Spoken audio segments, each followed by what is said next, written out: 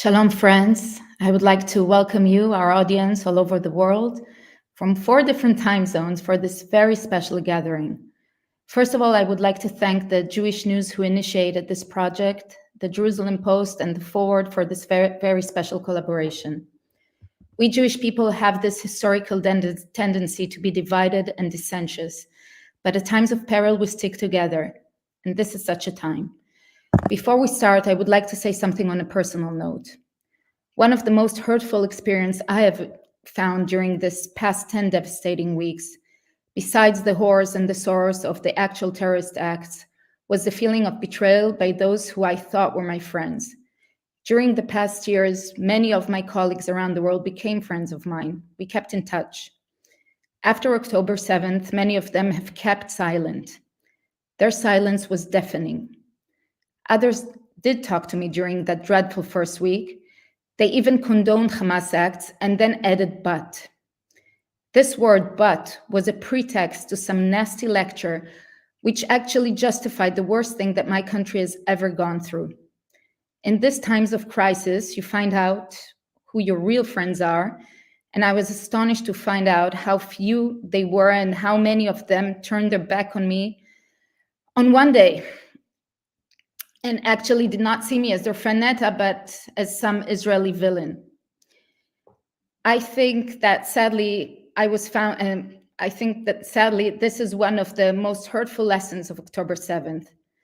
Due to this silence, I knew that I must sound my voice, and due to the many lies and distortions, I felt that I must tell the truth. Today, we will try to put some light to this great darkness. After all, we're on the 8th day of Chanukah. We will be hearing tonight from people who are fighting this darkness every day.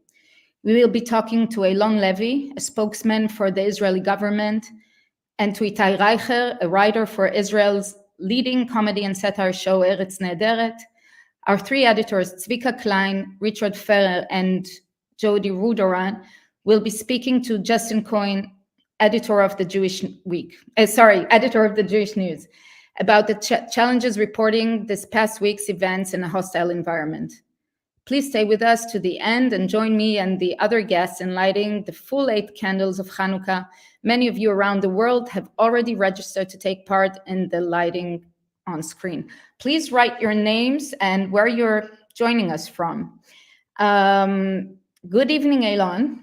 10 weeks ago, hi, good evening. Hello, good evening. Chag Sameach. Chag Sameach. So, first, I would like to introduce you. Eylon Levy is a former foreign media advisor to President Yitzhak Herzog. Nowadays, he's a spokesman for the Israeli government and one of the most eloquent voices presenting Israel's cause in the world. Good evening. Good evening.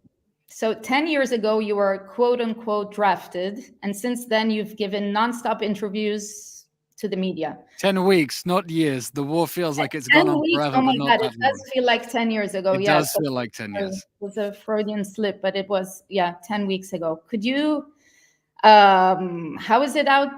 How is it to be out there? Could you share it with us, please? It is surreal. We find ourselves being the faces of what is the #1 news story in the world, and for much of the last 10 weeks, the only news story in the world. The whole world was shocked and horrified and appalled by the Hamas atrocities of October 7th and has been watching very closely, very, very closely, although in some cases not closely enough to certain details, and it's our job to shine a light on those details, to the story of the war that we have been fighting since, in response to the October 7th massacre and in response to Hamas's threat to perpetrate more October 7th massacres.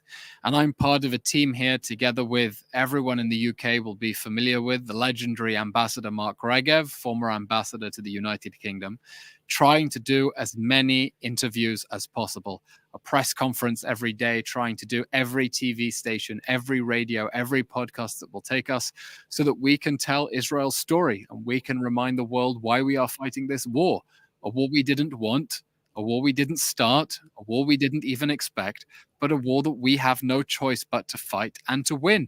and that we too want to end this war. We all want this war to be over. We want the hostages home. We want our friends who are in reserves to come home as well. But we need this war to end with the end of Hamas, because anything short of that is going to condemn us to another round of fighting in a few months or years' time, because Hamas's genocidal ambitions against our people have not changed. And we cannot leave this war with Hamas free and emboldened to attack our people ever again. Was there anything especially surprising about the attitude that you've encountered? I will just mention one specific incident that we all remember and went viral. I'm sure you know what I'm talking about. Could you be... That also feels like it was 10 years ago. Yeah. So... Have there been any surprising moments? Look, I've had my fair share of very strange questions where you clutch your hair and think, how on earth are we looking at the same story? And someone is fitting those facts into that story in their head. The famous moment with Kay Burley, of course, when she asked whether the fact that Israel was willing to release 3 violent prisoners for every 1 hostage meant we undervalued Palestinian lives. There was also the interview when I was asked, after we showed CCTV footage of hostages being abducted into the Shifa hospital, do we have CCTV footage of medical treatment they received there? And in one interview, when I told the interviewer that we're hearing voices from Palestinians in Gaza speaking out against the Hamas regime as its control on power crumbles, being told that we're not giving them a chance to topple the Hamas regime because we haven't stopped bombing Gaza. And I have to explain, of course, that if they haven't toppled the Hamas regime over the last 16 years, then that is exactly what Israel is going to do now for our sake and for the sake of on new opportunities for Palestinians who realize that terrorism is a dead end. So there's definitely a challenge with Hasbara, which is not only to give the facts and the stories and the figures that people are overlooking, but to try to change the stories, the very twisted stories that some people have in their heads. But do you feel you're managing to convey their opinions, to convey what you think? I mean, to persuade anyone, or is it falling on oznaim arelot? I mean, no, we're cutting through, and our challenge is actually very different from previous conflicts, because in previous conflicts, when around the world maybe it wasn't clear how the war started or why we were fighting or what the goal is, there was a challenge to try to explain that. And our job now is actually to remind everyone of what they already know and of what they already said on October 7th when this massacre happened. President Obama said on October 7th, the United States must stand by Israel as it dismantles Hamas.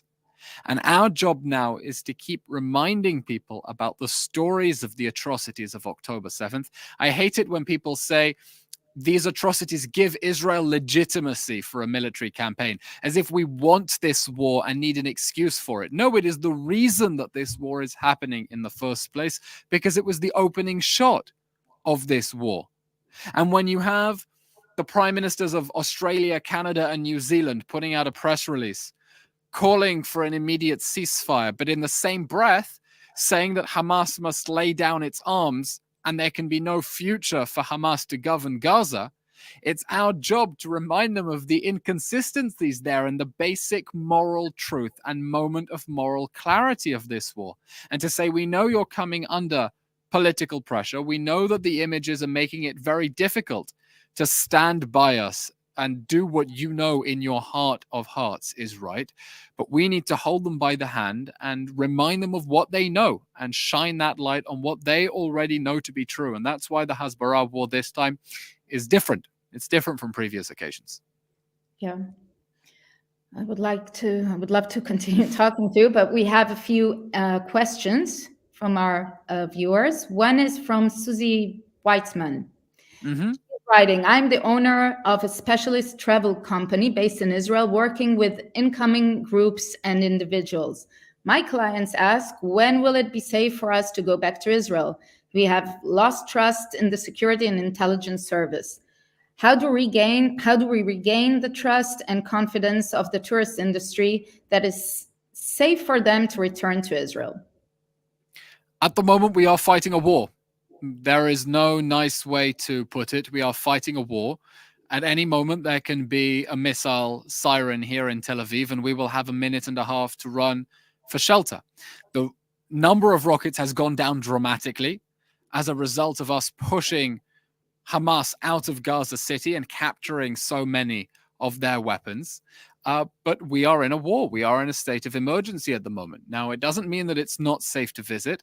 People are visiting, and I've spoken to many solidarity delegations that have been here in Israel. They're coming, and people who want to volunteer and show solidarity. And I think that anyone who wants to come now and volunteer to help keep this country ticking, that is just a supreme manifestation of Jewish mutual responsibility at this moment. And I would encourage everyone who can to come and chip into this effort, because this moment, October 7, has reminded us all around the Jewish world, that we're all in the same boat, that you pinch one hand and the other hand feels it, and that the line between anti-Zionism and anti-Semitism, it's BS. It doesn't exist. The people who are attacking us here are linked directly to the people who are tearing down posters of little Jewish babies around London, and we're all in the same boat. So anyone who wants to come and express solidarity and bear witness and volunteer, I definitely encourage that. And hopefully we will wrap up this war and restore normalcy. But I'll tell you what some soldiers told me the other day. I went down to Kfar Aza to see for myself the ruins of the massacre. And on the way back, we dropped off our protective equipment, the helmet and the gear, with the soldiers. And I told them, I hope this war is over soon and you can all go back to your families. And they gave me a slap on the wrist and they said, no, not soon. When it is over. This war will be over when it is over, because everyone here is so united with that understanding that the war has to end with the end of Hamas, because otherwise those soldiers can't go home to their children and tell them it's safe. So we're all in this together, and anyone who wants to come here and be part of it as well, we welcome you. Another question is from Vivi in London. She's asking, I really want to know, why do we continue to be part of the UN? I've been asking the question for 20 minutes and still years. She's been asking this question for 20 years and still don't have a satisfactory answer. Do you believe the UN is reformable? The United Nations is the club of every sovereign member state in the world. And so we have to be there for all its problems, because it is in many ways the world's assembly. It has serious problems.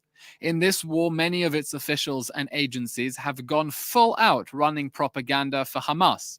They are projecting all sorts of lies onto Israel, genuine lies, to cover up for the fact that they have been covering up for Hamas. And the UN is, after all, a reflection of the countries that comprise it. Most countries in the world, or many countries at least, have a certain hostility towards Israel, and the UN reflects that. Unfortunately, the world isn't filled with 50 Jewish states. It would be a very different place if it were. But this is the world that we are living in, and part of the Zionist vision and Zionist dream is that we will be a full, upstanding, sovereign member of the family of nations. And that's why it's important that we fight our corner and speak our truth and build diplomatic relations and alliances, even when the going gets tough, because no man is an island, no country is an island. Elon Musk was here last week, but we don't have an option to relocate with him to planet Mars just yet. We're here on planet Earth. We're part of the family of nations, and we have to insist on our rightful place in that family. Okay, next questions come from Michaela Sukachi. The Israeli ambassador to the UK, Tzipi Chotabeli, has said that there can't be a two-state solution. Did the Israeli government's stance change on this? Prime Minister Netanyahu's position has been clear for very many years. We think that the Palestinians should have all the powers they need to govern themselves, and none of the powers to threaten Israel. Look, October 7th was a moment that has changed everything. And if October 7th hasn't changed how you see the world, how you see the conflict, how you understand it, then you need to think things through again. I think one of the lessons that many Israelis will be drawing from October 7th, and it is still very early, everything is going to change. One of the lessons is that territorial withdrawals are extremely dangerous.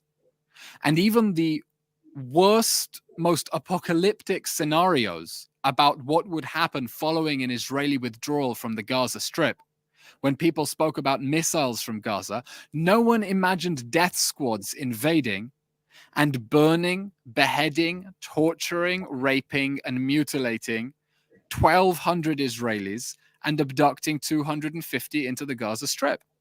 So many Israelis will be asking now, you are asking us to withdraw from territory when we know that this is the potential risk. And when we just saw a poll now saying that I think it's 82% of West Bank Palestinians think that the October 7 atrocities were the correct decision by Hamas, despite everything that has happened since in Gaza. So this is an earthquake moment that requires us to rethink a lot of things about Israel's security, about its diplomatic relations. But the Prime Minister's policy has been clear and consistent for many years. We don't want to govern the Palestinians. We want them to have all the powers to govern their lives, but we cannot give them any of the powers to threaten us and to threaten our people when we understand what the stakes of renouncing control over our own security would be. We know what the stakes are now. Next questions come from Nimat Sandia. He's asking, does Israel know how many hostages are held by Hamas are still alive, and when can we expect another hostage prisoner swap? Hamas is still holding 135 hostages since October 7. Of those, 20 have been murdered in captivity. There were more who were murdered in captivity and we recovered their bodies, but there are 20 bodies Hamas is holding hostage as part of the 135. Now, we had a framework in place to get at least all the women and children out. And at the moment, I think there are 19 women and 2 children, the Bibas children, who have become iconic of Hamas's crimes against humanity on October 7th. We had a framework in place to have 1 day of a pause in the fighting for every 10 hostages who were released. We gave 3 violent criminals in exchange for each hostage, as Mrs. Burley reminded us. And we were hoping that that would continue. Unfortunately, just as Hamas started this war on October 7th, it restarted this war on December 1st when it violated the terms of the pause, stopped releasing all the women and children, and decided to resume rocket fire at Israel. Now, we're committed to the pledge that there will be no one left behind. We are fighting to put pressure on Hamas to release the women and the men, the young and the old, the civilians and the soldiers. And there are so many Israelis right now who are wearing this dog tag like I'm wearing now that says, bring them home now. And I don't know if you've had them distributed in the UK, but if you do, I really recommend that you wear them as well. You hold it by your heart and remember why we're fighting. It says here in Hebrew, Halev shelanu shavui be'aza. Our hearts are still trapped in Gaza. So we're putting more military pressure on Hamas. That strategy has been vindicated, and we want to see all of them released immediately and unconditionally. And until then, they must be given access to the Red Cross. And in as much as there is a possibility to have a temporary pause in order to get hostages out, we will of course welcome that, because getting our brothers and sisters and mothers and fathers and sons and daughters home is a central goal of this war. Last questions. A question is from Mark Adler. He's asking, can you comment on the provenance, IDF or otherwise, of videos recently circulated of armed Hamas terrorists hijacking and riding on the tops of trucks carrying humanitarian aid, and the degree to which the IDF is able to take out the terrorists in transit, block the trucks' continued journey, and or track their ultimate destinations for potential identifications of terrorists and or hostages holdouts? You know, this is really shocking. Not only Hamas stealing aid, not only international silence about that, but the way that many in the international community are running full-on propaganda for Hamas in order to deflect that. Just earlier, I saw the chief legal officer of the Red Cross in an interview to the New York Times accusing Israel of deliberately starving the civilian population and not allowing fuel, water, food, or medicines into Gaza. Now, that is a lie. There are no restrictions, zero restrictions on Israel's side to the entry of humanitarian necessities. We have excess capacity to inspect the trucks. The problem is the backlog at the Rafah crossing and the fact that the UN in Gaza is not managing to distribute the aid as quickly as Israel is inspecting it. And the Red Cross now seems to be doing everything to try to deny that Hamas is stealing aid and fighting out of hospitals. And part of our job is to continue shining a light on that and calling them to account for their hypocrisy and their complicity with Hamas's crimes. We want to see as much aid as possible going to the civilians in Gaza who need it, while making sure that Hamas cannot steal it. That's why we've been allowing in humanitarian necessities, and we've been scanning those trucks to make sure that Hamas isn't trying to smuggle weapons into the Gaza Strip. And we've all seen those images of Hamas looting aid, and it's important that international agencies shine a spotlight on that and point the finger where it needs to be pointed. That this is a war that Hamas launched, and this is a humanitarian crisis that Hamas is manufacturing and deliberately aggravating to keep its own fighters well-fed and well-stocked at the expense of the civilians in Gaza. And the address for that suffering is Hamas. It is not us, and the world needs to hold it to account. Thank you very much, Eylon. Thank you very much. To you, to everyone watching, and the whole of the wonderful British Jewish community. Happy Chanukah, and let's hope for brighter days soon, but after victory, however long it takes. Thank you. Thank you. Okay, I would like to welcome Richard Ferrer, Judy Rodern, and Zvika Klein. They will be talking to justinacohen. Justine. Thank you, everybody. And can I just say, first of all, that I have to reflect on something that Eylon said. 50 Jewish states. I'm wondering how many opinions might be found within those. That was quite a thing. I first of all would like to introduce Jody, who of course is the editor-in-chief at The Forward in America. Zvika Klein, who I'm delighted to say is joining us in his first public appearance as the interim editor-in-chief at the Jerusalem Post. So thank you for joining us so soon after coming to office. And Richard Ferrer, a fellow I know fairly well, my boss at the Jewish News. I just wanted to say, first of all, before we kick off, that this is a particularly poignant occasion for me. Exactly 1 year ago, almost to the moment, I was arriving at Heathrow Airport, bound for Ben Gurion, where I was to bury my father, who passed away a couple of days earlier. And to think about that journey and to think about what Israel has suffered since then, and the fact that he is buried in Jerusalem makes this an especially poignant occasion for me.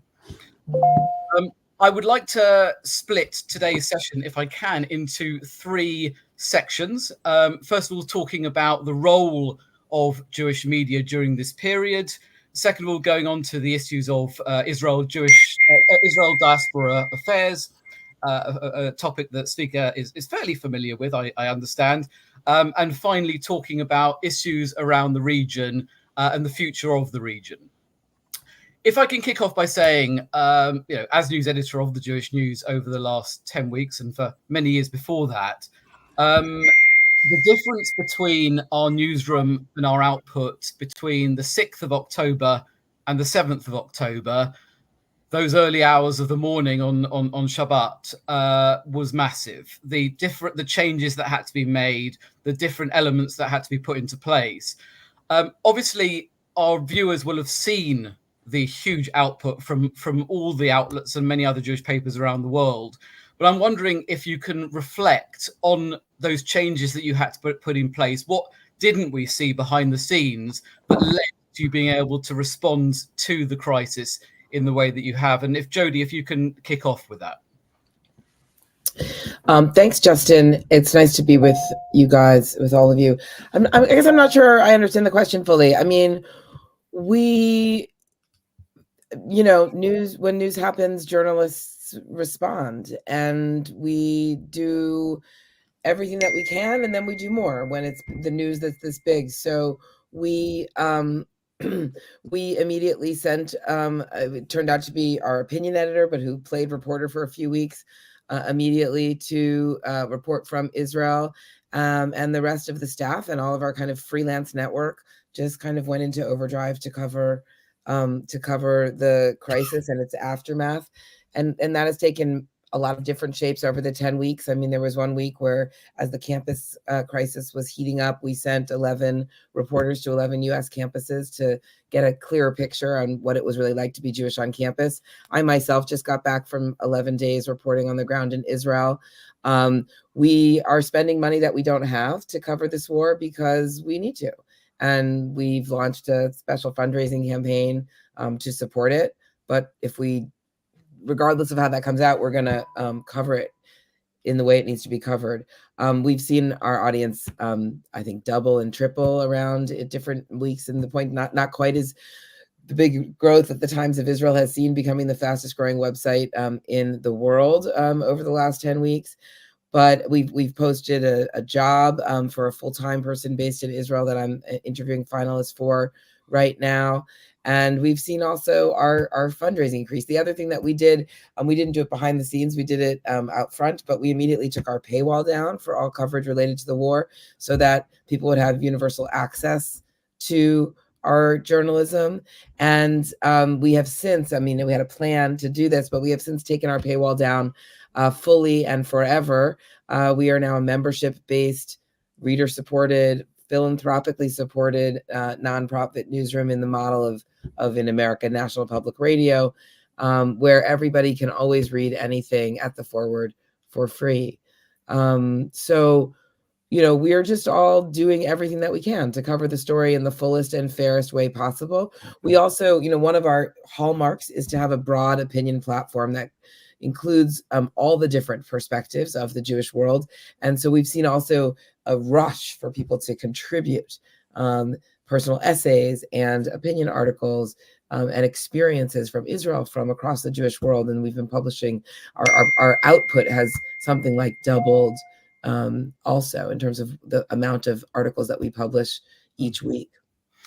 Richard, one of the hallmarks of those first couple of weeks in particular for us was seeing Jewish news for the first time in history transformed into almost a national publication. And by that, I mean that we were being approached for comment on an hourly basis by the nationals. We were breaking a lot of stories. We were revealing, because we had those contacts, we were embedded in the community.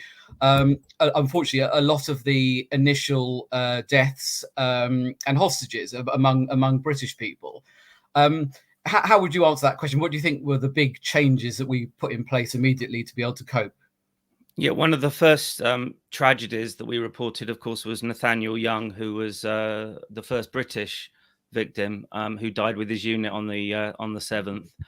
As you know, we saw national and international media come to us to access the community, and we found ourselves helping and coordinate the national media, TV and radio and print, organizing events.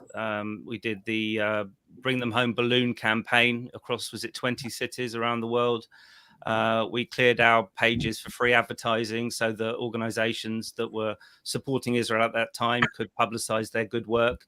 And yet, just like the forward, we're doing things we can't really afford, because I think we lost thousands of pounds of paper advertising in that first week as we tried to just do our bit to spread the word and leave a positive impact. The hardest thing for me, and you've been in these news meetings with me right the way through, has been to try and divorce my emotions. I've been a journalist for 30 years, and I was entirely unprepared emotionally for what happened. Those first few raw days were impossible, and that issue of that first week was the hardest thing that I think any of us have had to do. And the hardest thing of all was, I think, to disconnect from the anger and the trauma, because you're suffering the same trauma as the people you're interviewing. You're going through the same ordeal. Obviously, we're not in Israel. We're not on the coalface. But our colleague Yael probably won't mind me sharing this with you, but our colleague lost a brother in Gaza the week before last. We're having to console each other while reporting and while writing on what's happening, while doing a responsible job, providing crucial content, being a community service as much as being a community newspaper, and trying as best we can to hold the middle ground where people of good conscience can come together, feel comfortable, and try and control the urge to let our anger, fear, paranoia control the output. Because once we do that, I think we're starting to fail in our role. So I think that's really important, to use moderation and to be a place where people can coalesce. That I think was the most important, responsible thing for me, and I think hopefully you'll agree, Justin, our team. Indeed. Svika, you of course are and were on the ground throughout this. I mean, you obviously you keep Shabbat. How did you first find out about what happened, and how did you respond personally and at the Post? So it was Saturday morning, Simchat Torah, and my wife tells me in the morning, she's like, I think you need to work. I was like, and we had like 3 families over for a meal. And I realized I needed to work. And I, theoretically, like, I'm like, should I ask a rabbi? And I was like, you know what?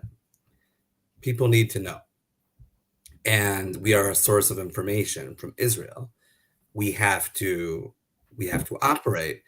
But many people that work for us keep Shabbat, and our defense reporter who covers the IDF keeps Shabbat, and unlike me, he would not work on Shabbat even in this type of situation, and I respect that. But then what do you do? And one of my kids, my 7-year-old boy, he said, I was in this room actually. He's like, but when I'm in this room, I feel like it's Shabbat, and when I feel like it's not, it's the middle of the week, and when I'm outside, it's Shabbat. And it kind of was like that. I'll just say on a personal note, like most of my neighbors, like the men, are not home or haven't been home for weeks, for months, or coming back occasionally. So there's a situation where there's a bunch, like, we're talking about tens of thousands of single moms, something that is difficult because they may have to work, many of them are working and they have children, and there wasn't school at the beginning, right? So it's such a complicated situation. And do your editors work from home, or do they come in, right? Like, when do we start coming back into the office after threats of missiles, etc.? And one kind of challenge is, as an Israeli news outlet, first of all, the first 10 days of the war, we were targeted by the worst cyber attack that we've ever known. And the top minds at Google and other companies were working on it day and night to see how, because we kept on just collapsing. Obviously, the traffic has grown tremendously. But that definitely affects it. There's also a bunch of disinformation that pro-Palestinian groups are doing, using our name or reaching out, even to Eylon, who reached out to me. Someone from the UK with a UK number reached out to him to interview him for the Jerusalem Post with broken Hebrew, a Google Translate type Hebrew. So it's a very weird situation. I'll just add one more thing is, there's so many stories to tell, but we can't, because there's 1,000, 300, 200, whatever people killed. Now, every one of us, and definitely an Israeli news outlet, will write about a person killed. But how do you write about so many in such a short time? How do you give attention to every single hostage family? So we're trying, always to be creative, and as you said, and part of our reporting staff is on reserve in the army. So you have to be creative in getting, whether it philanthropic or I had volunteers at a certain point, like sit down, watch TV, and send me transcriptions and turning them into articles. It's being creative, but also, as you said, it's very personal because everyone has a personal connection. Richard, if I can come to you for the next question, start off on the next question. We published a poll, of course, today suggesting that nearly 50% of people in the UK feel less safe, as a poll that we conducted with the Jewish Leadership Council. Can you give a flavour to a global audience as to the temperature of the community as it stands? And perhaps Jody can take the question afterwards about in terms of America. Yeah, it's a very difficult question to answer. And I've thought of nothing else and lived and breathed nothing else in the last 69 days. Look, the eyes and the hearts of British Jews are firmly on in Israel and Gaza, as they have been for the last 10 weeks. Eylon, now our previous speaker, he was in the Gaza envelope earlier this week, and he said something that really stuck with me. He said it's still October the 7th for Israel, a traumatized people that haven't moved on from that day. Well, here in the UK, it's very much December the 14th. It's very much 69 days later. The national agenda has moved on. The public mood has changed. Memories of what have happened have faded in the national conscience. So, it's been 10 weeks of British Jews thinking twice before they go to the centre of town on a Saturday, because there are some pro-Hamas supporters hijacking pro-Palestine events. 10 weeks of seeing kidnap posters being ripped down. 10 weeks of seeing a 1,500%, 4,000% rise in certain areas of anti-Semitism. But we knew things were going to move on.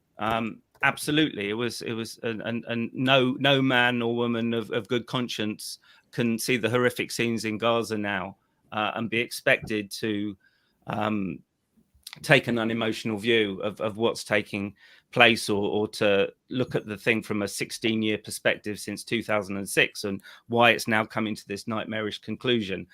But for all those reasons, we did our first polling with a polling company called Survation. It was about 800 Jewish people in the UK we surveyed in November. 77% now say they feel less safe. And interestingly, institutions have also come under the microscope as far as the Jewish community is concerned. 64%, I think it is, now say that they trust the BBC, an organisation they pay a tax to, a subscription to every year, less than they did.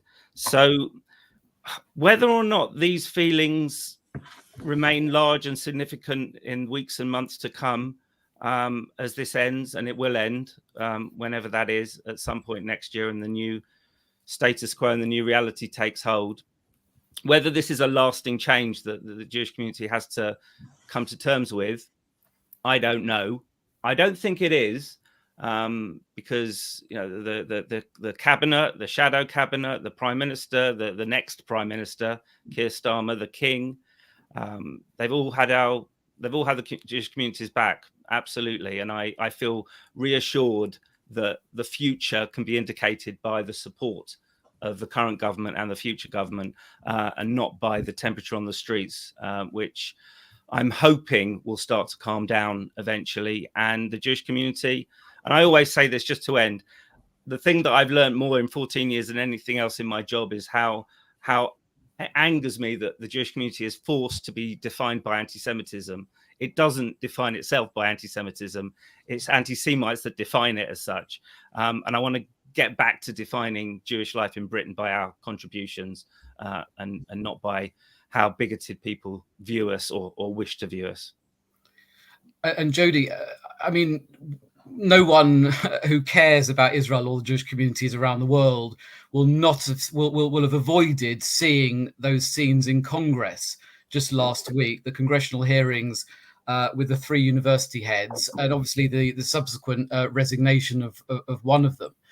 To what extent has that added to the feelings of general fears of American Jewry? And to what extent is life on campus symptomatic of a wider malaise? Good questions. And, we have something like 7 million Jews in this country, and there's probably about 7 million answers, or maybe more than that. But I do think you have to distinguish between safety and comfort. And, the Jews in America and the Jews in the United States have for my lifetime, and certainly maybe even a little longer, have a very comfortable existence. We've been prosperous and successful, and have not been discriminated against systematically. We've been not, shut out of universities and jobs and clubs and residential neighborhoods. It's been a long time since that was true. And so I think what's been unfolding on American campuses and in some workplaces and in some neighborhoods since October 7th has been really uncomfortable. And that's really new for us. People have felt alienated and isolated and not quite sure, especially in the elite institutions and in the liberal coastal cities where people generally are very left wing and allied with the Black Lives Matter movement, where they're now seeing a lot of tension between their liberal Zionist values and the far left. But I think, and some people will articulate that as feeling unsafe. But most of the change that we've seen and the incidents that are recorded by like the ADL of increased anti-Semitism are really not, violent, and they're really not attacks. They're mostly about speech, hate speech, harassment, difficult images in social media, some marches in our streets. And so I think people are feeling quite uncomfortable, but I'm not sure that it really is about being unsafe. They may feel unsafe because they're so used to being comfortable. It is all very jarring, the kind of reshifting of the map. And you are seeing in a lot of the kind of middle and in the liberal Zionist spaces an upsurge of people looking to communities to connect. There's increased synagogue attendance and things like that are happening. And you can see Jews sort of gathering a little bit to build our sense of comfort up. I will say a couple of weeks ago, I was at the University of California in Los Angeles, and I did a panel with 3 students at the Hillel there. And one young woman, very articulate, talked about a feeling of unsafety on a day when she was literally like, she was trying to study for a test, and there was a Students for Justice in Palestine rally that sort of came right by where she was sitting. And she talked about feeling unsafe, and I kind of drilled into her a little bit about like, what do you mean by unsafe? And she really said, it was more unsettled than unsafe. So I think we want to be careful about, 1,200 people were killed for being Jewish on October 7th in Israel. They were unsafe from a terrorist threat. And that's not what we are experiencing on American campuses right now, even though it's really uncomfortable.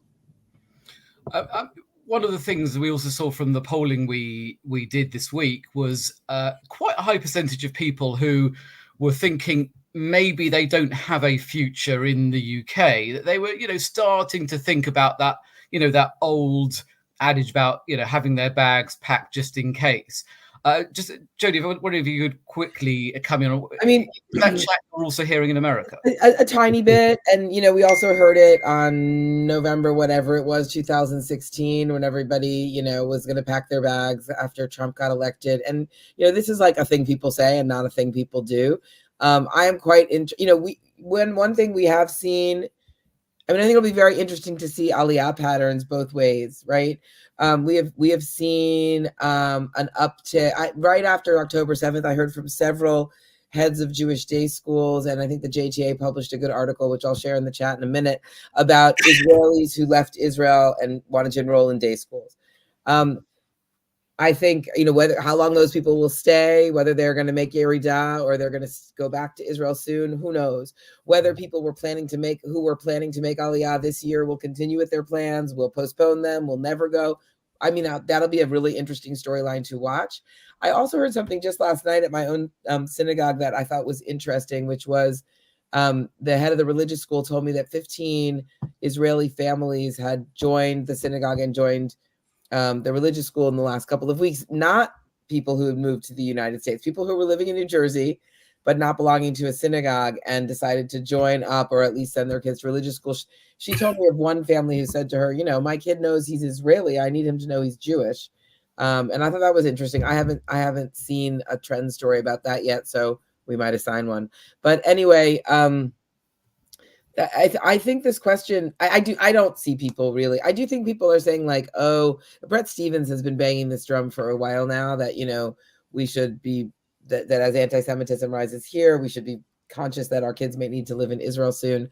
I think it's a really great line for like an op-ed, and not really, it takes a lot for people to change where they live. And we all know that Israel is a tough place to live. We're seeing that right now with 300,000 people called up for reserve duty. But, long before that, finding an apartment you can afford is a whole nightmare. The cost of living is very difficult in a lot of ways. So I don't know anybody who literally has their bags packed. I do know people who are using that rhetoric. Mm-hmm. I totally get that. I think that we saw during the Corbyn era in the UK, again, this same conversation about what it would take to actually cause people to leave the country. And who knows what would have happened if he had got into power. However, at the same time, clearly in Europe, certainly, parts of Europe, there is clearly a problem with extremists and with extremist Islamism. And we've seen many incidents over the years to realize that when they talk about threatening Jewish institutions, schools, synagogues, they have done that in places like Germany, in Belgium, and so on. I'm just wondering, Speaker, when you kind of look on as an Israeli, but someone who is so grounded in diaspora affairs, what are you hearing from Israelis who are looking on at what's going on in Europe? I mean, I've heard people say, I've heard people from Israel call me and ask if I'm feeling safe while they're going through what they're going through. Right. So we're a nation that's get used to situations very quickly. In 2015, when I did a video in France and with the kippah, and I received anti-Semitism, people were like, "Is it safe to go to France?" I was like, "Well, you live in Israel. Is it safe? I mean, is it safe to be in Israel? I don't know, And then also then there was anti-Semitism in America. People are like, "Wait, can you find me someone?" Israeli media like, "Find me someone that decided to not wear a kippah in America." I was like, "Well, a few years ago, right? There aren't so many of it. Like, it's not a big phenomenon." I will add about Aliyah, what you said. I think it's interesting, obviously, I remember with, Corbyn, and I think I even came to the Jewish news offices a few days before the election. And there was a feeling, of British Jews, possibly, whatever. And obviously he didn't win, but in 2023, and when there's a war in Ukraine, you see, most Aliyah to Israel happens when things are really bad, when there's a war. And from Western countries, as Jody said, you don't just pick up your bags.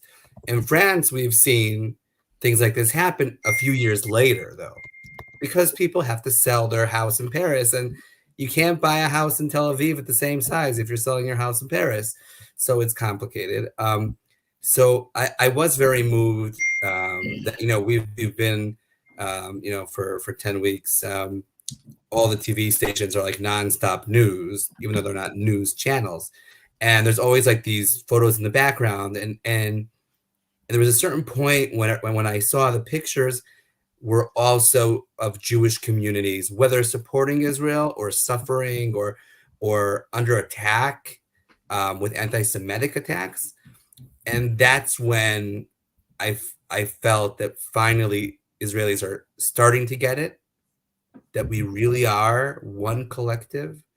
And, I'll add, you said, about, Israel diaspora relations. So, unfortunately, it took a war for Jody to hire someone in Israel, right? It took, and I'm trying to rehire someone in the US. But Israeli media in general in Hebrew isn't, covering the diaspora. Now they are more. We're good at covering each other when things are bad. But one thing I think we should take from this is we should be learning about each other culturally, you know, not just the dirty, disgusting politics that every one of our countries has, but also when things are good. And that's not something that we're, you know, and obviously media focuses on the negative, but, you know, if you're telling a story constantly for a number of years, it clicks and people are able to understand it. So on that topic, you read my mind, because I was going to then come to you with a question about Israel diaspora affairs.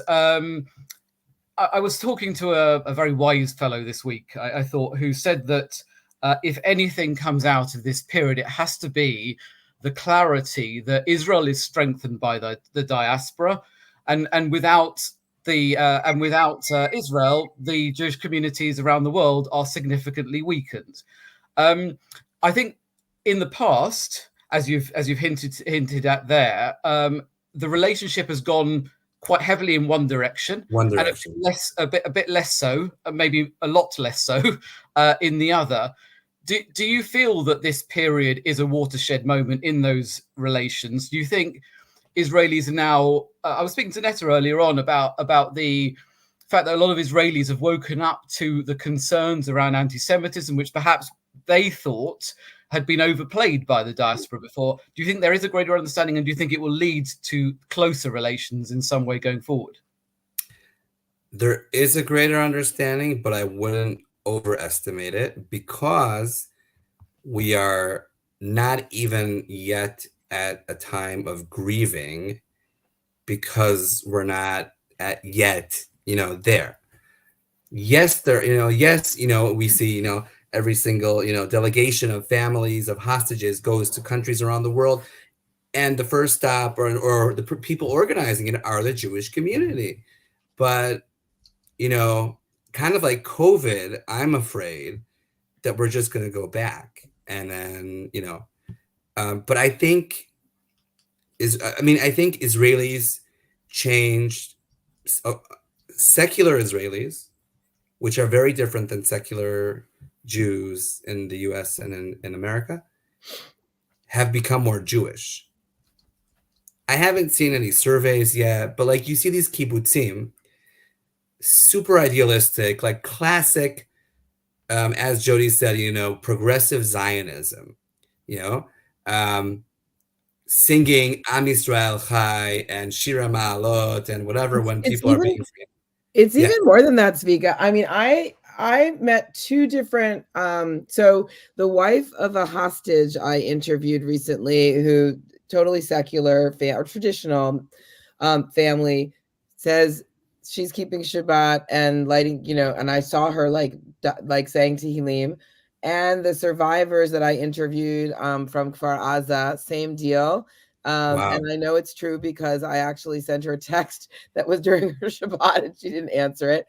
By the way, we're publishing that story in our print edition tomorrow. Excellent. Oh, thank you. And also, I just edited a story about Israeli kind of hip designers and like leftists and secular Tel Avivis who are all like wearing Magen David, and some of their quotes are literally like, I was Israeli before, I'm Jewish now. So I think that's like definitely a phenomenon. Right. So I wanted to add to that and to what you said about the Israelis in America. I mean, there's actually some sort of a paper coming out soon about that. Israelis in America always said, you know, or Israel, like, you know, emissaries of the Jewish agency who were secular said, I went out on shlichut. I was an Israeli. I came back as a Jew, right? Because unfortunately, in Israel, they didn't have that. Well, they also see different ways of being Jewish here that are more accessible to them. Exactly, so, right, exactly. And then, if I had to put money on it, I don't think will last. I do not think all these secular people are going to like stay religious. No, but it's not being religious; it's being Jewish. Well, that's maybe, what I'm saying. Sure. But anyway, I think on the thing about, you know, how is this going to affect Israel diaspora relations? I mean, I just think there's like so many different axes of that, right? So you certainly see we've been seeing in polls for a long time that younger generations of American Jews are alienated from Israel, are anti-Israel, whatever. You are seeing obviously a much more virulent strain of that. And I think when I was in Israel, the Israeli left, Israeli Americans, American Israelis, sorry, are kind of horrified by what they're seeing there and really feel what is going on in America, what is going on with the left in America, etc. So there's one element of divide.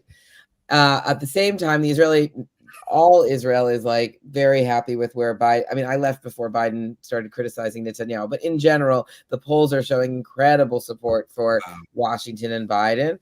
And I think that the non-anti-Zionist American Jew who has also been sort of like, yeah, Israel, whatever, is now very much more focused on Israel and connected to Israel. I feel like a lot of people in the sort of again, liberal Zionist, leftist, politically in U.S. politics, feel much very pulled to Israel right now. But also, I would say Haredi Jews. And right? Haredi Jews suddenly interested in You Israel. had Agudat Yisrael say, go out to the rally. Afterwards, they weren't so happy. Yeah. But it's a big deal. So I think I just think it's like not so clear. Like it's not so clear, Yeah. Adalia Scheindlin had a very good piece, I think it was in Haaretz this morning, analyzing a lot of polls of American Jews that showed that, what's getting the headlines about, the Jewish Voice for Peace rally and anti-Zionism is really a fringe small group, and that the bulk of America, the mainstream America, middle America, is very supportive of Israel and of even how it's prosecuting the war. So we'll see. Richard, in terms of British Jewry, historically, it's been the case that British Jewry has been closer, possibly because of the geography, to Israel. You had much higher percentage of people, automatically visiting Israel at a young age and so on. But obviously, we saw in the last 10 months before the war and before the attacks that those relations were particularly strained by judicial reform. We covered that very, very heavily. Do you have hopes that this will set diaspora-Israel relations on a new path, or do you also think it's a short-lived phenomenon? It would be a silver lining if that was one of the byproducts. Traditionally, it's very, very one-sided. Traditionally, it's we love you, you want us to make Aliyah. And that's really the line in the sand. EasyJet or Wizz Air suddenly do a service from Luton Airport to Tel Aviv. It's like this big, massive thing for the Jewish community in the UK, and it brings us even closer. Jewish schools, charities, UJIA. We live and we breathe to serve and support and celebrate. Do we celebrate Israel? Whereas the Aliyah minister in the Knesset tends to be the grumpiest man in the cabinet, or the grumpiest person in the cabinet every time. So it's very, very difficult to have that reciprocal relationship. But look, I think the last few months has blurred the distinction between Jews and Israel and the diaspora and Jews just generally, to the point where at the moment, I don't even feel it exists. I know there has been a clear definition between Jewish life in the UK, British Jewish life, and the identity that we have as British Jews, and how it's completely distinct from Jews in Israel. I've written about this in the past when Netanyahu a few years ago said, all Jews come make Aliyah. And I wrote a piece saying, no way I'm going to make Aliyah. I'm British. I'm not Israeli. I couldn't even think about doing that. Our columnist Josh Glancy wrote a very interesting piece for us last week. David Baddiel, who's a very proud Jew, he's just got the word Jew on his Twitter handle. He has absolutely no interest, or had no interest, in Israel. He was very derogatory and derisory about Israel. And Josh Glancy called it Baddiel's fence. He sat on Baddiel's fence and refused to come off of the fence. And now that fence has been well and truly obliterated by what happened 10 weeks ago, because October the 7th felt like an attack on every Jew. And it didn't matter if it was in Israel or London or Jerusalem or Manchester. It was an attack on every Jew around the world. So if that binds us together in some profound way, then yeah, maybe it is a silver lining. We've only got 10 minutes left together, so I'm going to move on to the next section of the questions, if that's okay.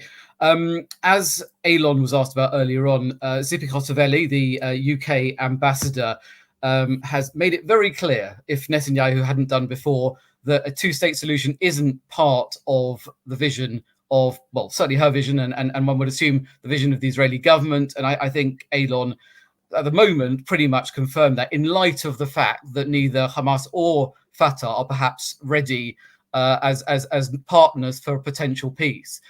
I'm wondering, from your perspective, if we start with Speaker on that one, do you feel that that is a position that is born in just simple reality, that is just stating an obvious fact? Or, like Simon Sebag Montefiore said on Twitter earlier on today, is that simply a sign that no positive progress can be made towards a peaceful solution of any description whilst the Netanyahu government is still in place? A two-state solution is not only not relevant in the Netanyahu government, it's not relevant in any potential future government that we can, whether Yair Lapid or Benny Gantz being the head. A two-state solution wouldn't have happened before October 7th, and even more so now. The Israeli left is shrinking. The center is growing at the moment in the surveys. Many on the left, Jody kind of touched on, I think, a little bit, feel betrayed by the international progressive community. And October 7th, the people kill again. I'm religious. I live in Efrat near Jerusalem. So I didn't personally know people from those kibbutzim who were killed. But the people who were killed, many of them were peace activists.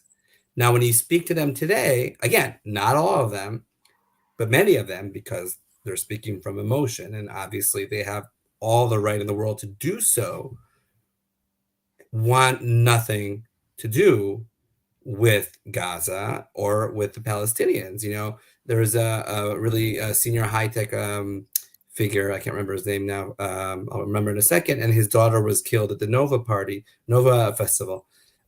He actually invested, and he built offices or plants in Gaza because he believed that if they have an economy, then things will change. And now he says, I think he still believes in a Palestinian state, but he doesn't see anything moving forward in the next few years. This is not something, but what we lack are alternatives, because there aren't many alternatives. Yeah, Jody. Well, I was going to say Asma, so you have to, it's fine to say that people have given up on a two-state solution, people don't see a partner, and all of it is true. And we are living through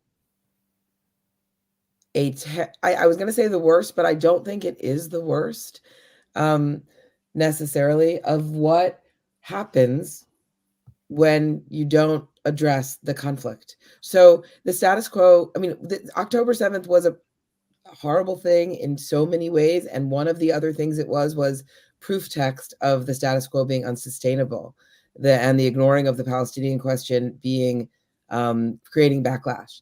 And so the fact that the Palestinian Authority is such a mess does not help the Jewish state survive, like sort of focusing on that. And I think one of the things that I've been thinking a lot about is that the real failure of the United States foreign policy towards the Middle East over the last 20 years is the way it has sort of allowed, it's not the United States' fault or problem to make the Palestinians have reasonable leadership, but to not have been working on that for the UN and the US and the EU and everybody who supposedly cares about the survival of Israel as a Jewish and democratic state and about Palestinian national sovereignty, for all of those entities, including American Jews, to not have been working on building up Palestinian alternatives that could be a good partner is a real shanda. And, this is one of the reasons that you see support for a two-state solution dropping on the Palestinian side, is because it's not their problem to solve, really. The conflict is a threat to Israel's survival as a Jewish and democratic state, and as we saw so tragically on October 7th, to Jewish lives. That's what's threatened by the ongoing conflict. So so the question again is Asma. So if not a two-state solution, then what? And whether it's, and there was a pretty good piece in the New York Times, I think it was yesterday, in the opinion section, with 10 different takes on what should happen with Gaza.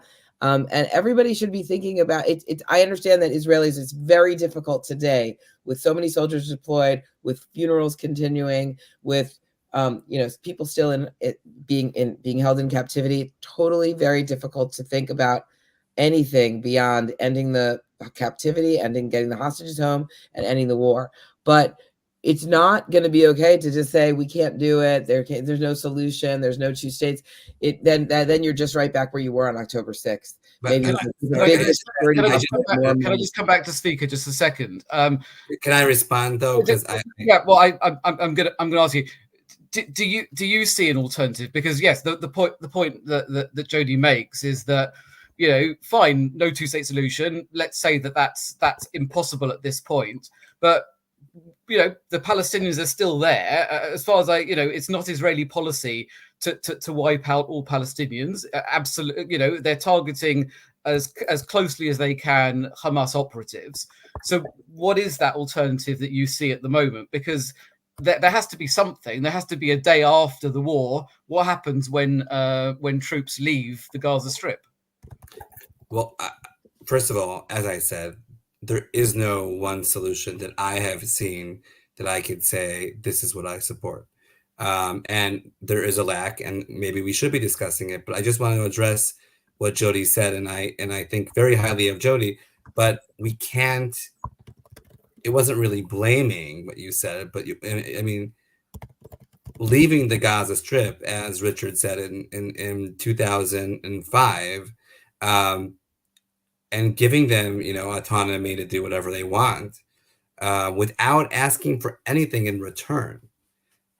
Having people on the border volunteering in these kibbutzim to take them to hospitals because these children in Gaza were getting, cancer treatment, and then these people were killed, slaughtered, raped in the worst way possible. You cannot expect a country to want anything to do with that nation when you see Poles and the Palestinian Authority supporting Hamas. So not wanting anything to do with it having a Palestinian state and ending the conflict is about separating. It's about separating. It's not about. But when they have their own autonomy and they teach anti-Semitic content in their schools, that Jews, have big noses and are evil and may have horns on their head, just like the Nazis do, and they've been doing that, including in UNRWA schools. Nothing good is going to happen from that, and the geography isn't really, a way where we can just do that and just block off, a group of people. So I don't have a solution, but I am trying to reflect that a majority of Israelis, the Knesset just, the government voted against allowing Palestinians to return into Israel to work. And even though this is the most right-wing Israeli government, other governments may have also approved this type of decision because people don't feel safe. They don't feel safe, even if it's a female, woman cleaning an elementary school, who may be a really good person. A large group of Israelis just don't feel like they're at a place at the moment to allow such a thing to happen, which is terrible. Speaker, so we're running out of time. We've got 2 more minutes. I would like to try and end on a positive note if we at all can. It seems we're probably not going to solve the Israeli-Palestinian conflict on this particular conversation. Maybe the next one we can all return. If I'd like to ask for everyone's thoughts on an element of light. See, we're talking about Chanukah here. An element of light in this crisis, as hard as it is to find.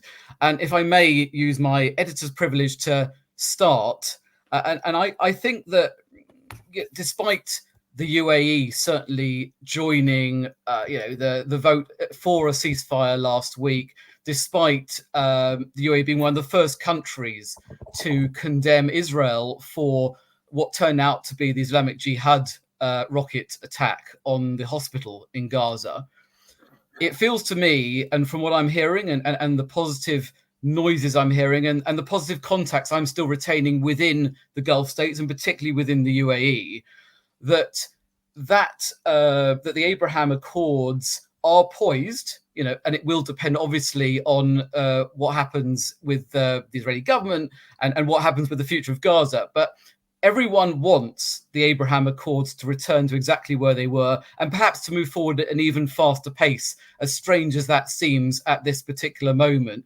It was someone quite high up within the UAE that was the first person to approach me about whether members of the Jewish News staff were getting extra security as a result of being on the media a lot in recent weeks, and that really encouraged me. I found that very heartening.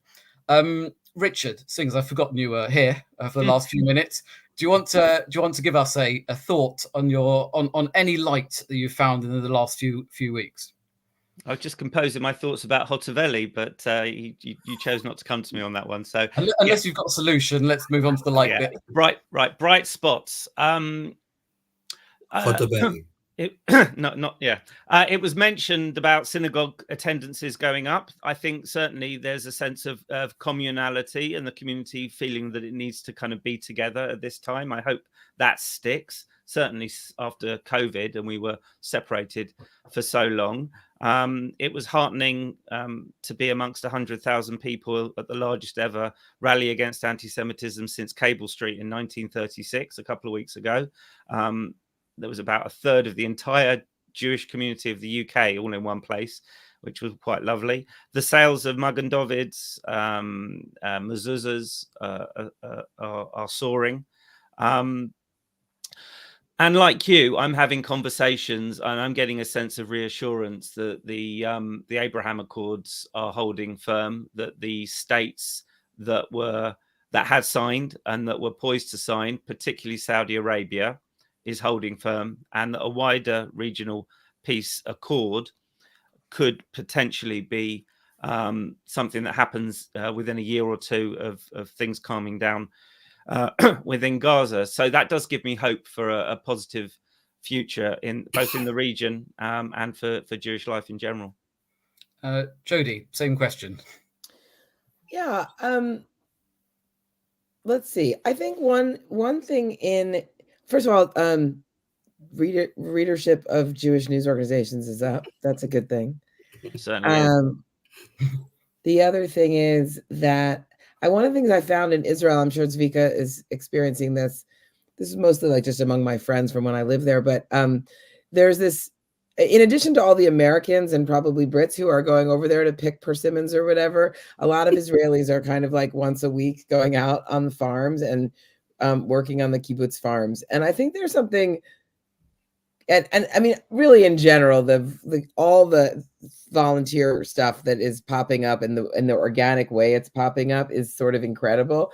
These soldiers who are not in Gaza are clearly the best fed army in the history of the world, with all the like homemade food being sent down there. And chefs also. Yeah, but I think what I meant though is like, I think the kibbutzim in Otef Gaza and the Gaza envelope were like this weird like part of Israel that nobody really understood, and I feel like there's like an interesting way in which people from the center are being connected to the people from the South, and that there's some interesting points of light there. And I will also just share a personal one, which I'm going to share in my newsletter tomorrow. But so I wrote this really quite harrowing story about a family, a young couple who spent 27 hours locked in their mamad at Kfar Aza with a 3-year-old and a 4-month-old under intense Hamas fire. Both Hamas and the IDF thought they were not there because there were 2 safe rooms in their house. And so they were really like abandoned, and it was quite an ordeal. And the woman, the mom, told me the story in incredible detail. So I wrote a very long story with a lot of detail, which I will again share in the chat in a minute. Anyway, one of the little details was that when they first got in there to keep the 3-year-old quiet, they gave him a tablet, and he watched his favorite YouTube show, which is called Coco Melon. And their main character on the show is a little baby named JJ, or a little kid named JJ. Anyway, JJ's parents read the foreword, and they asked JJ, who's actually a child named Cody, an 11-year-old named Cody, and he recorded a WhatsApp message, an audio message for baby Adam, 3-year-old Adam from Kfar Aza, and sent it to him. And we talk a lot about impact of journalism, and we try to like change laws or get people fired. And I don't know, I felt pretty good about JJ making an audio recording for Adam. And so that felt like that's a point of light that I'm holding on to personally. Thank you. Speaker, I have every respect for your new role and your title, but I'm going to give you 1 minute. Because otherwise I'm worried that you're going to fall asleep, and Itai from Eretz Nehederet that we're about to hear from is also going to fall asleep, seeing as it's approaching midnight over there. Right. Very quickly. As Jody said, the volunteering is just overwhelming. I mean, I could just tell you, as I said, on my street, I wrote a column about the fact that like there are no fathers on the street. So when the kids need someone to pump up the bikes, they come to me. And I'm not a really technical person, but I know how to pump, the tires of a bike. And we, my wife, we both work very hard, and we have guests almost every single day because of all these single moms. And it's a real issue. Like, it's not been discussed enough, but these families in a very difficult situation. High schools going to pick oranges, not just, adults. I think the Haredi community is going through a tremendous change, something that may have had to take years. I think the liberal left is going through interesting issues. And also the Israeli right kind of understood that this government that they voted for was not as many things that they thought it was. I'm just hoping we can continue this, and that's it. That's my minute. Speaker, thank you so much. Thank you to all of you. And I think Eylon may have been confused by just seeing our logo at the top of the screen in his session, but I just want to say a huge thanks to both the Jerusalem Post and to the Forward for joining us in this endeavor. I think possibly the largest global event that we've seen since the start of the war, bringing together people in 4 different time zones, including Netta in Germany. And on that note, thank you very much. I'll hand back to Netta, who's been incredible in the last couple of days.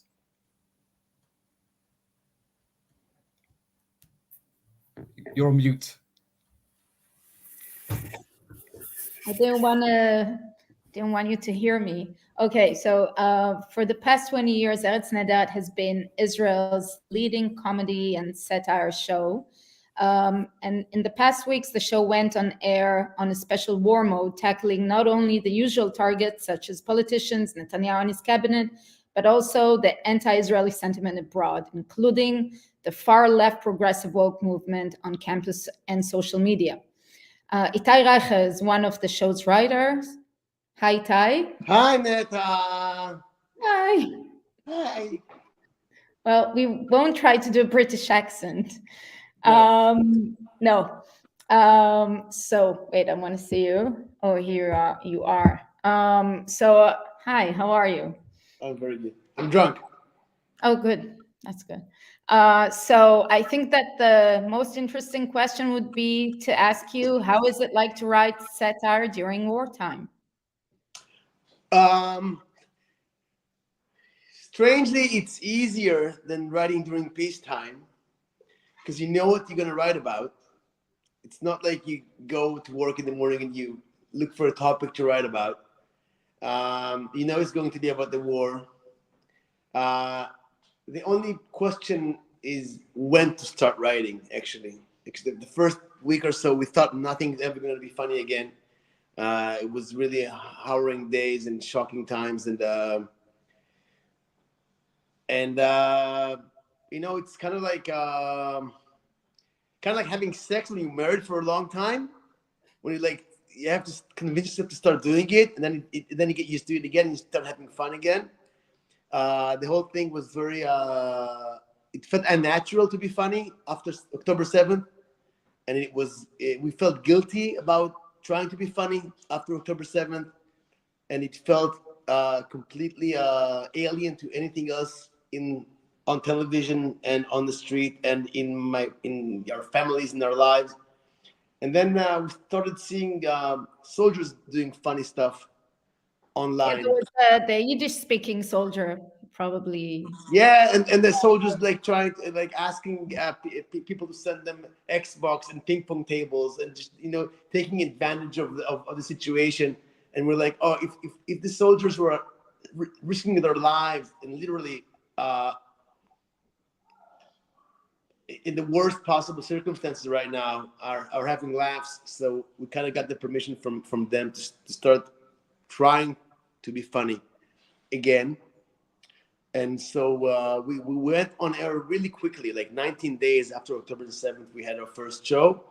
It was very weird, and it was very wasn't that funny, but it was the first thing that aired in Israel that was not used in almost 3 weeks. So it was a powerful moment for many people. And I must say, at first we felt guilty about being funny, and now we kind of feel guilty about being very successful at it on a global scale. Yeah, you started writing in English. Yeah. That's the first time actually that you do it. Yeah, we're very hardcore Israelis, we're in our culture, in our language. We contribute to our language. We live here.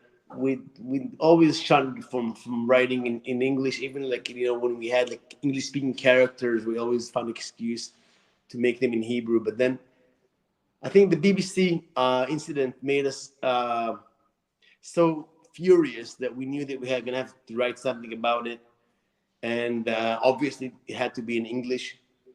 And we were surprised by the impact that it had, not only amongst Jewish people, but amongst many English people felt the same way about the BBC. Of course. Do you think it's effective at all in swaying public's opinion, or is it just to strengthen the support among the supporters? It's a good question, Etta. I don't think, and I've been writing satire for 17 years in Israel. And I became very humble in my beliefs in the way does it change anything? I don't think anybody changes their opinion because of a sketch or because of a joke that they heard. The main effect of comedy is it makes us feel better about our opinion. It makes it pays our salary. But the things that really change people's opinions is reality. And we have 1,200 people killed, you change your mind. When you see a funny sketch, not so much, but still it has an effect of uniting people around the same opinion. Because many people felt betrayed and that they were being judged harshly by the BBC, and I'm being very cautious without using the A word. A word. Yeah, and so when we wrote the first sketch against the BBC, and the impact that we received, we understood. Many people felt the same way, and were very angered by the BBC, and and we wrote a couple of more sketches about of course, the progressive work movement in America, which really disappointed many people on the left in Israel, including myself, by the way. I never thought it would be that bad. I mean, I always knew they were naive and idiotic and fashion victims, but I never ever believed that they would be as shallow and as superficial as they are. And we did another sketch about them, about the anti-Semitic. It was like called, I think we named it Colombia antisemitism, and it was very powerful as well. And so yes, we had some global reach to these sketches, and it was, I wouldn't use the word fun, but it was I don't know, it was fulfilling. Maybe it's easier to write about things that happen abroad rather than things that happen in Israel. It's easier to think about it. It was certainly a refuge. It was certainly something that took our minds off of. It's easier to make fun of woke students in America than to think about another family or another reserve soldier with family at home, fighting for his life and for your life in Gaza. So definitely, you're right about that. And in the first couple of weeks, we tried to stay away from Israeli politics. We tried to find things that are that bring people. I wouldn't say that bring people together, but we try to be not as divisive as we usually are. We try to be to tell our viewers we feel like what you feel. We understand what you're going through. We go through the same thing. What makes you angry makes us angry. Let's make fun of the people who are against all of us as a group, the largest group possible, which is Jews, Israelis, liberals, whatever. It's changing really quickly, by the way.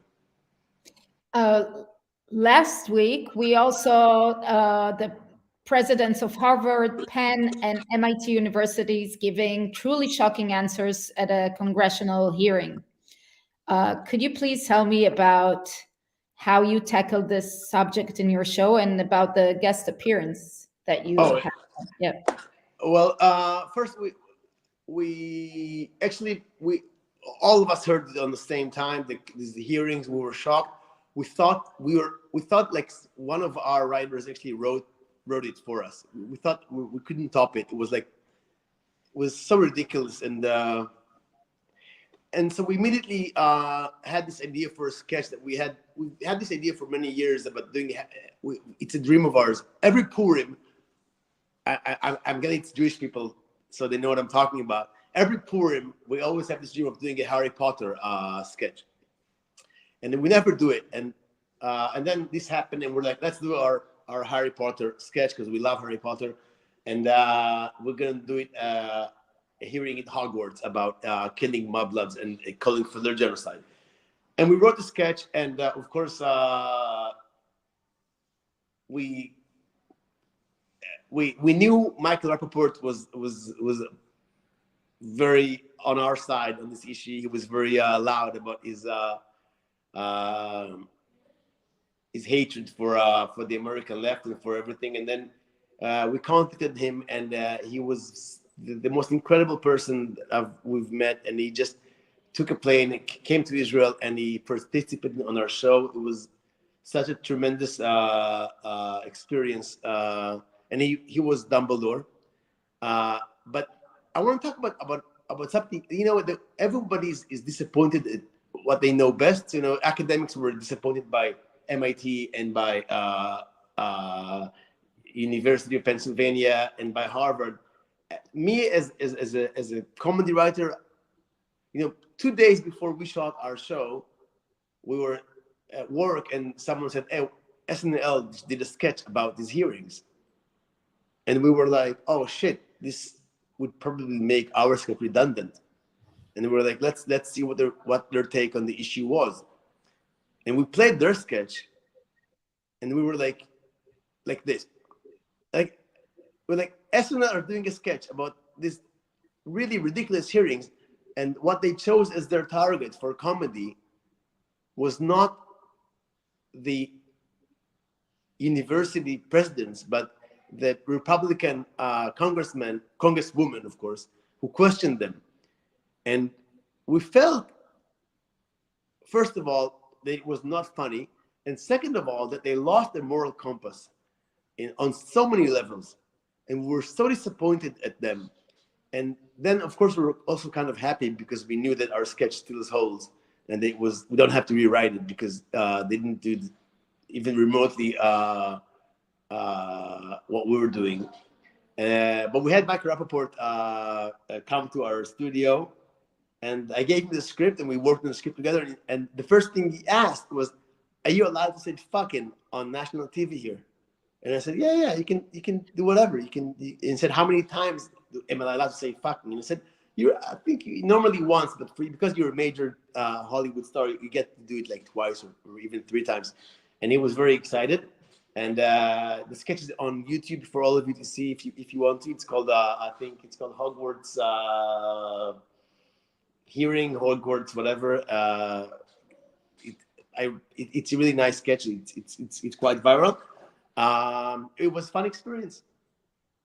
And the most viral one is the song. How should I call it? A song? I don't know how to call it. It's the song of Hamas leaders that. Yeah, the Hamas leader song. Yeah. Do you want to see it? Do you want to watch it? Yeah, I want to see it. Let's have some fun, because it was such a heavy conversation before about Judaism. Let's just have some fun. Play it. The children of Gaza are suffering. They have no food or medical supply. But you can help. Please open your heart and make a donation by clicking in the link below. Shukran and God bless you.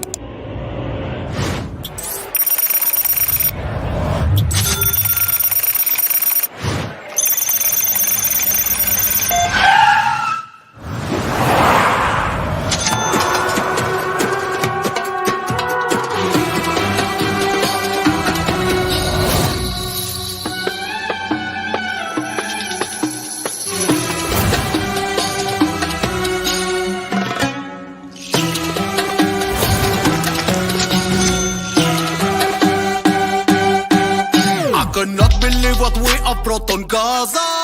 Thank Allah that we are safe in the plaza. There's nothing left to eat like a Ramadan retreat. I don't really give a shit, cause I'm hanging in my sweet. Check out, we are dealing here with monsters.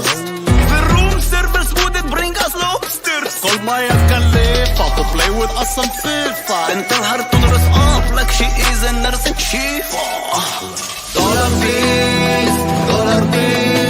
My people have no water, wonder how it feels. Dollar bills. They have no gasoline, I just order menu wheels.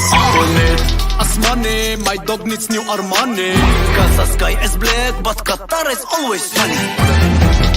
Knocking on the door, fuck it's the Mossad. Chill ya baba, I just ordered sushi avocado. Dollar bills.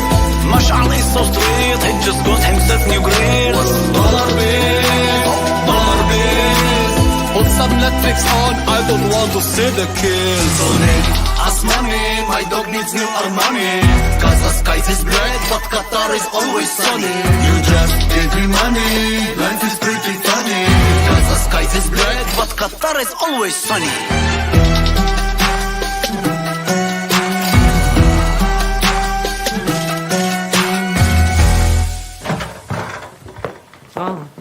Cry harder. We need more money. People of the world. So that's of course Lisa's song, Dollar Bills. So this happened. This was actually ready 3 weeks ago. This video. We wanted to air it. I think 3 Wednesdays ago, and we were just about to play it, and then the hostage deal kind of what's the word, materialized. Mm-hmm. And we kind of self-censored ourselves saying it's not the right time to piss off Hamas leaders when they're about to release our hostages, even though we don't think we would have had any effect on the issue, but we knew people would say that we might have had. So it wasn't. We shelved it for until the hostage deal was carried out, and then we heard it this Wednesday. It has like 20 million views. We're very I don't know, proud is not the word, but yeah, proud. I spent today translating this song to Arabic, hoping it might. Sorry, you translated to Arabic? I didn't hear you well. Yes, we tried to. Not by myself. My Arabic is horrible, but I can read and write, but not really well. So we did a version in Arabic with Arabic subtitles, hoping it would have some kind of effect in the Arab world as well. I don't know if it's going to happen, but it's something that it's strong. It's a really strong point we want to make as writers and as people as well. We're not against Palestinian people or against Arab people in general. We know we have many Arabs in Israel. Arabic language is not the enemy. You can be pro-Arab and pro-Palestinian and against Hamas. And, I don't want to be so heavy on Chanukah, on 8th candle, but we're living in a huge tragedy in this region. And this tragedy is I think the leaders are horrible on both sides, and I think this song is fun to listen to, and it's a pop song, but underneath I think the message is really tragic. The Palestinian people are captives of the worst leadership that you can possibly imagine, and if we can get this message across even to some of them, it would be more than we ever hoped for as writers and as people, I think. Let's hope so. Okay, Ty, thank you very much. That's it? Tonight. Yeah, that's it. It was pretty short. It was short. That's fun. That's it. Was fun though. Yeah, but stay for the candle lighting. Yeah, of course I will. Okay. Thank you, Neta. Thank you, Itai. So now for the special moment we've all been waiting for, I would like to invite Rabbi Albi Chait, MBA Senior Rabbi of the UHC, leads one of the UK largest shuls, to lead the candle lighting. Thank you, Neta. Thank you so much. And Itai, you said this was a great tragedy for the Jewish people, for Israeli people, for all people in the world. And you're absolutely right. And as we light the final candles on the final night of Chanukah, let's pray that the light of the Chanukiah should bring all of us a sense of peace and comfort at this time. Ladies and gentlemen, wherever you're watching from, please get together with your Chanukiah as we light together on this final evening of Chanukah.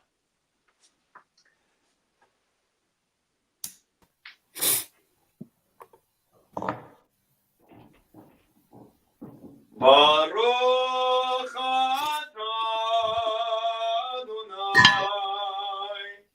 Eloheinu melech haolam asher kiddushanu b'mitzvotav v'tzivanu lecha niknei shel Chanukah.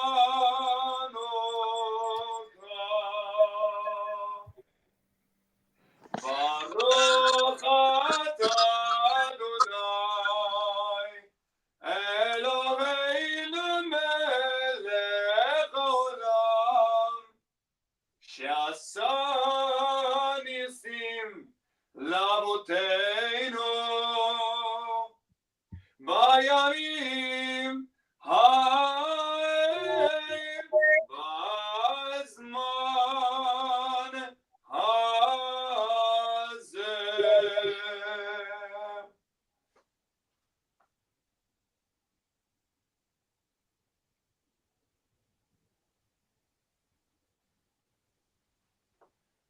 הנרות הללו אנחנו מדליקים, הנרות הללו אנחנו מדליקים, על הניסים ועל התשועות ועל הנפלאות ועל המלחמות אשר עשית לאבותינו, אשר עשית לאבותינו בימים ההם, בימים ההם, בימים ההם, בזמן הזה.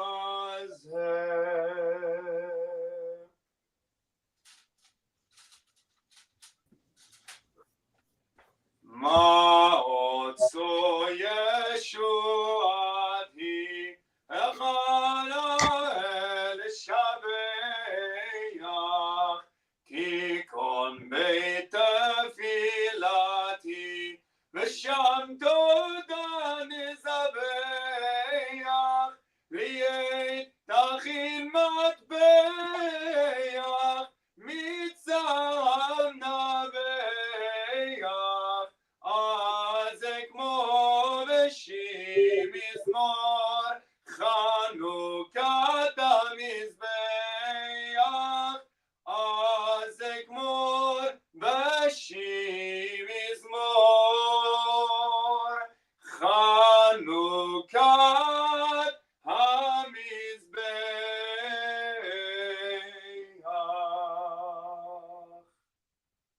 חנוכה שמח.